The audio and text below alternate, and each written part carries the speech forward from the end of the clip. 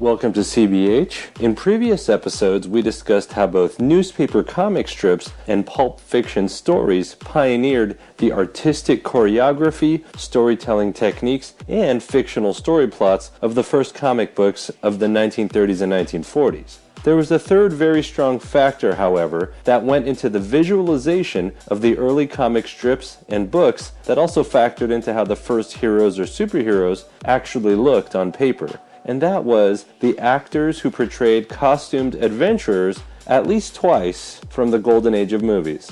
These actors, whose look and on-camera movements influenced the way the early creators drew a story's protagonists, are Douglas Fairbanks, Johnny Weissmuller, Kent Taylor, Buster Crabbe, Errol Flynn, Tom Tyler, and later on, Kirk Alyn.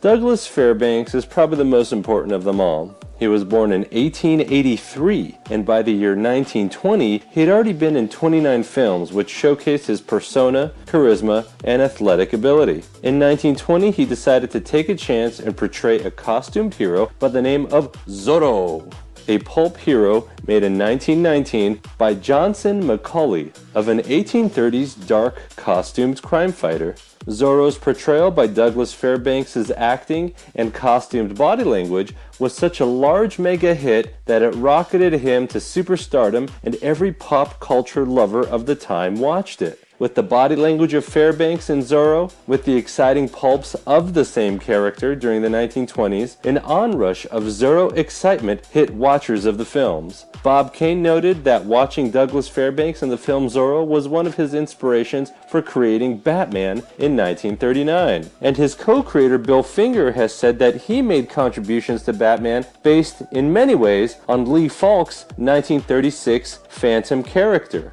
Lee Falk has mentioned that his 1936 Phantom had some of his origin inspired by the 1926 Douglas Fairbanks film The Black Pirate, where a son's father is killed before his eyes by pirates and a young nobleman survives and swears an oath of vengeance on them. Both the Black Pirate and the Phantom wear rings that are unique to the hero's identity. So Douglas Fairbanks' films, The Mark of Zorro from 1920 and his later film The Black Pirate from 1926, influenced respectively both Bob Kane through Zorro and Bill Finger through The Black Pirate, which then both created Batman in story, look, and body language. In a 1970s documentary, Jerry Siegel and Joe Shuster mentioned that they watched Douglas Fairbanks in The Black Pirate to get the heroic facial body expressions for Superman in Action Comics 1, 1938, making this classic actor, Douglas Fairbanks, a precursor to the Phantom, Superman, and Batman. Now just a quick side note, since we're on the topic of Batman, there was a Roland West pre-code mystery film, The Bat Whispers, in 1930, based on a 1920 Avery Hopwood and Mary Roberts Reinhardt play, The Bat. The Bat is an eccentric, costumed criminal who robs banks and makes announcements to the police, much like the Joker, but ironically in a bat-type suit. He runs atop buildings, and the beginning of the film shows a first-person view of him jumping off a building and landing on his feet. The film has much of the same flavor of Batman, foiling the police, and hiding in shadows, purposefully making people afraid, with a strong flair for the theatrical and dramatic. Something notable in this film is the choreography of using a man as a bat in a suspenseful setting with film editing that adds fear to the viewer. It is a case of a concept of a film making it into the comics, and likely in conjunction with Zorro by Douglas Fairbanks made an impression. Bob Kane has said in his 1989 autobiography, Batman and Me, that the villain of this movie was an inspiration toward creating Batman. However, many of the bat qualities of Batman have been found to be attributed to Bill Finger, who also likely saw this film. The next actor on our list is Johnny Weissmuller, who was born in 1904 and started his career in fame as a multiple gold-winning Olympic swimmer in the 1920s, and portrayed Edgar Rice Burroughs' character in the 1932 film Tarzan the Ape Man. At an astonishing 6'3", he became an international sensation and had the first depiction of Tarzan that had the characteristic jungle yodel. He He became so famous in the 1930s that he would make a tremendous impact on Golden Age artists to copy his physique and exotic look into comics, even referencing his photos connected with his swimming, reportedly such as this Timely Comics 1939 Namor the Submariner picture by Bill Everett while he was over at Funnies Inc.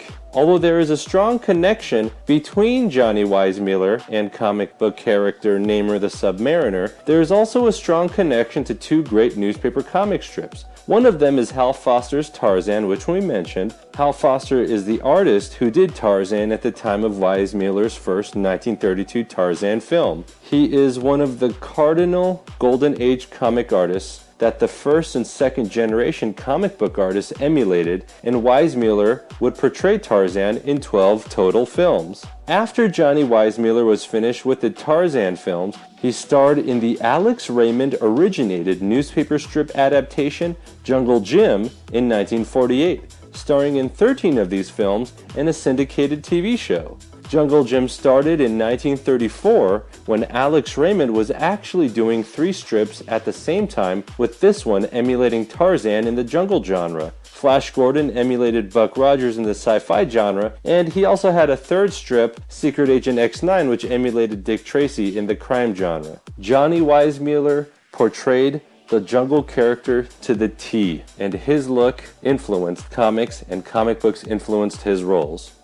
The next actor is Kent Taylor, born in 1907, and although he was not as famous as most of the others on our list, he did have 2 points of contact with costumed heroes. Kent Taylor portrayed a costumed vigilante in the 1933 Western film The Mysterious Rider, and portrays the protagonist Benton, who has to escape an unjust persecution in jail by becoming a costumed adventurer named the Phantom Rider to gain both vengeance and justice. Not only is this Phantom Rider film a classic setup for both a Western and a costumed vigilante storyline in the early 1930s, it is linked to the 1950 comic Ghost Rider with issue number 1's cover by Dick Ayers. More than 11 years later, Martin Goodman wanted the character, who fell out of trademark, and so contracted the same artist, Dick Ayers, to create the Ghost Rider for Marvel Comics in 1967. In 1972, Thomas and Friedrich made the Flaming Skull Ghost Rider in Marvel Spotlight 5, using a costume from the Elvis 1968 comeback special. Since there was a new Ghost Rider, then Marvel changed the name of the original Ghost Rider to the Phantom Rider. It is also thought that Kent Taylor's name, in conjunction with Clark Gable, has a combined name by Siegel and Schuster into Clark Kent, aka Superman. Of course, Clark Kent also got his first name from the pulp story of Clark Savage Jr., otherwise known as Doc Savage.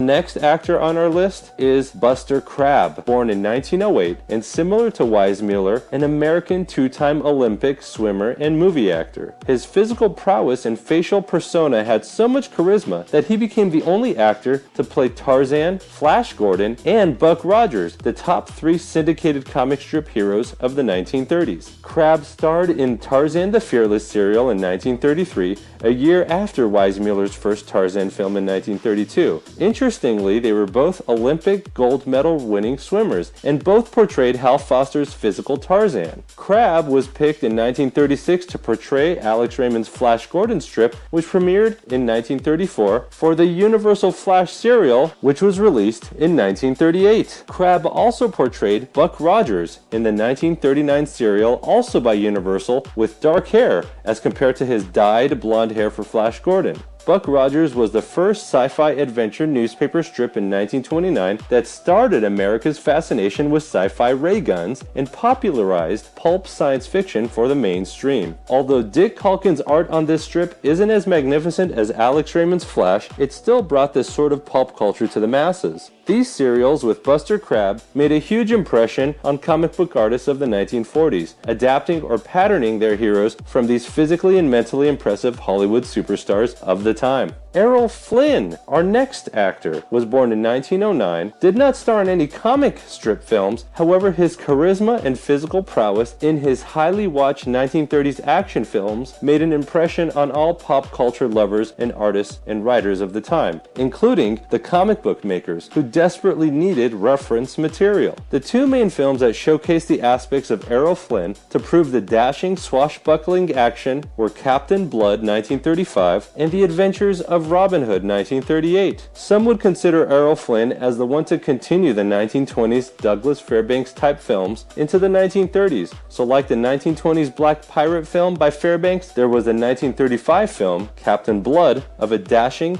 exciting, athletic pirate. To continue this costume action tradition, Errol Flynn played in the 1938 film The Adventures of Robin Hood. Robin Hood had been around well before this film. However, Errol Flynn's blonde, goateed, green-suited rendition influenced the physical choreography of Golden Age, Silver Age, and Bronze Age comics, and the most obvious manifestation of this is DC's Oliver Queen character named Green Arrow.